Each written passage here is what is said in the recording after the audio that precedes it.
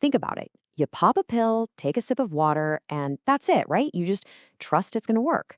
But have you ever really thought about what happens next? The moment that pill leaves your hand, it starts this incredible unseen journey.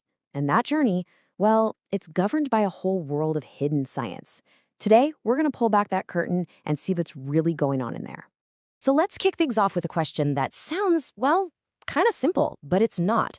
What is the actual difference between a drug and a medicine? I mean, we use them interchangeably, right? But here's the thing, they're not the same. And that difference, it's the key to this whole story. Because a medicine isn't just the drug itself. It's this incredibly sophisticated piece of technology designed to get that drug where it needs to go.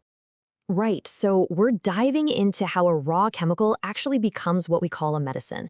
This is all about the science that transforms a simple active ingredient into a reliable, effective treatment.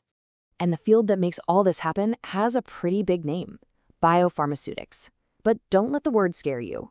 All it really means is the science of designing the perfect delivery system, the pill itself. We're talking its shape, its ingredients, its whole structure. It's all about making sure the drug inside performs exactly how it's supposed to once it's in your body. It's literally the bridge between a chemical in a lab and a cure that works for you.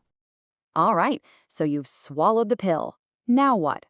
Well, before it can do anything else, it has to overcome its first major hurdle. Let's call it the Great Dissolve. For any pill you take, its number one job is to get into your bloodstream. And to do that, it has to win a three-part race. First up, disintegration. The tablet has to break apart into much smaller particles. Step 2 is dissolution. Those solid bits have to completely dissolve in the fluids of your gut, turning from a solid into a liquid solution. And only then, only after that, can the final step happen, absorption. That's when the dissolved drug finally passes through the gut wall and into your blood so it can start doing its job. Now, this is super important. We often mix up two words, solubility and dissolution. They sound similar, but they're totally different. Think about it this way. Solubility is about how much. Like, how much sugar can you possibly dissolve in your coffee before it just sinks to the bottom? Dissolution, on the other hand, is all about how fast. How quickly does that sugar disappear? And when it comes to medicine, you'll see that how fast a drug dissolves is often way more important than how much. For a lot of drugs, speed is absolutely everything. Okay, so if this whole thing is a race to your bloodstream, then like any race, there's a speed limit. There's always one part of the process that's slower than all the others, and that one slow step holds everything else up. This scientific term for this is the rate-limiting step. And the best way to think about it is a traffic jam, right? It doesn't matter if the highway speed limit is 70 miles per hour. If there's one bottleneck where everyone's crawling along at 5 miles per hour, guess what? The speed of your entire trip is basically 5 miles per hour. That one slow point dictates everything. And here it is. This is the big reveal. For a huge number of drugs, especially the ones that don't dissolve very well, that traffic jam, that rate-limiting step, is dissolution. The entire performance of the medicine, how well it works, how fast it works, it all comes down to how quickly that drug can dissolve. That one step is the whole ballgame. So if dissolution is the big bottleneck, how on earth do scientists get around it? Well, this is where the real magic happens. The solutions are actually engineered right into the pill itself. Let's take a look at some of these secrets. The people who design these pills, they're called formulators, have this amazing toolkit to control how fast a drug dissolves. They can tweak the particle size, they can mess with the drug's actual crystal form, and they can use all of those so-called inactive ingredients to get the job done. Each one is like a lever they can pull. Let's start with particle size. This one's pretty intuitive. Imagine a big block of ice versus the same amount of crushed ice. Which one melts faster? The crushed ice, of course. Why? Because it has way more surface area exposed to the air. It's the exact same principle with drugs.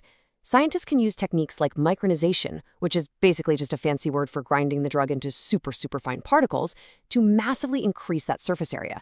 And more surface area means it dissolves way faster. Okay, get ready for a really cool one. It's called polymorphism. And to understand it, just think about carbon. You can arrange carbon atoms one way and you get soft gray graphite, like in a pencil. Arrange those exact same atoms another way and you get a super hard, clear diamond. It's the same stuff, just a different structure. Well, believe it or not, drugs can do the same thing. They can crystallize into different forms. They're chemically identical, but these polymorphs can have wildly different properties, especially how well they dissolve. And this isn't just a theory. It has huge real-world consequences. Take a look at this graph for the antibiotic chloramphenicol.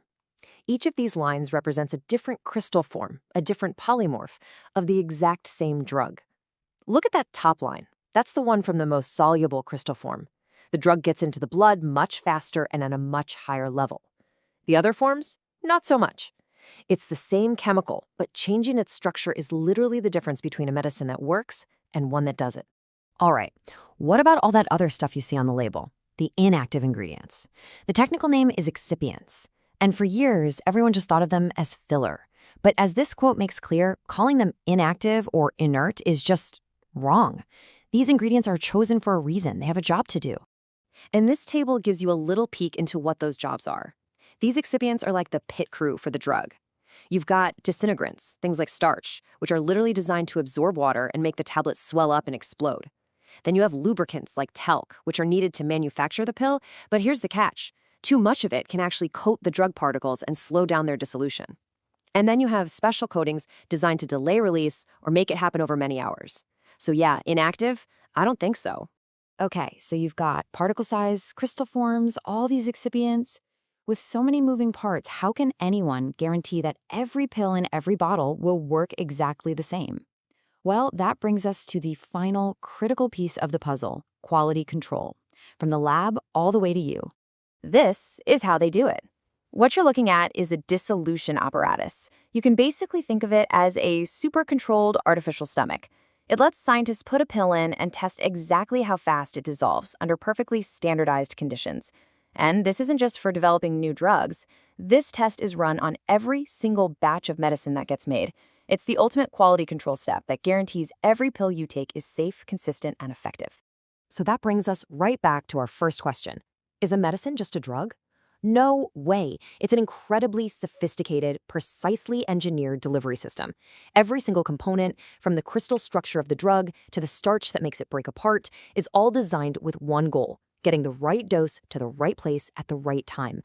So the next time you take a pill, maybe take just a second to appreciate the fact that you're not just swallowing a chemical. You're using a tiny, brilliant marvel of science.